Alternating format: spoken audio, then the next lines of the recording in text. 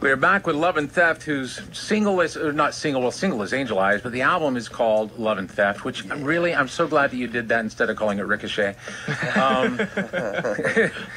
For the 4 people listening that get that. But no, I think that it's all due to perseverance and hard work, and I was lucky enough because I spend a lot of my time at Blackbird Studios. I would drive up and I would see this cherry 66, I think, 65 or 6 Mustang notchback coupe sitting there. I'm like, Love and Theft is here. They're working on their album. I love that car.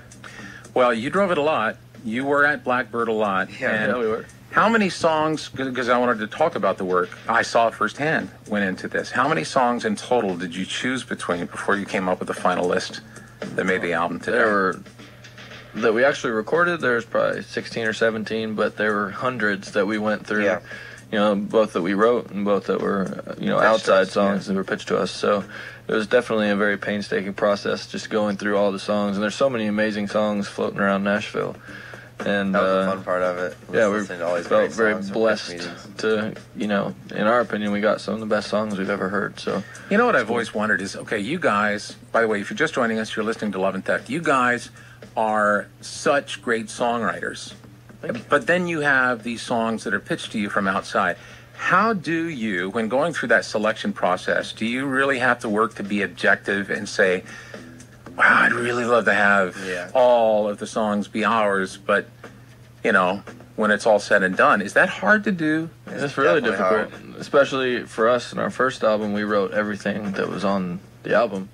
And I think a lot of times if you're a brand new act or you're a little more established, a lot of these songs get saved for, the big, massive country stars.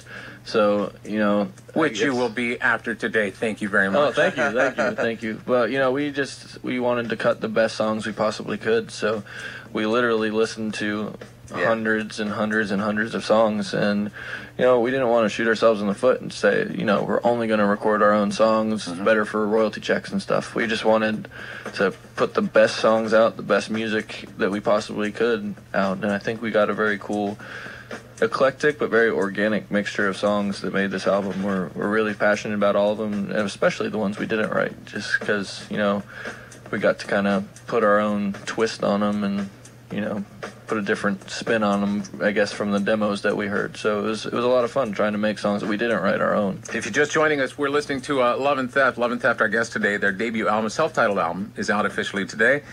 More with Eric and Stephen Barker Live.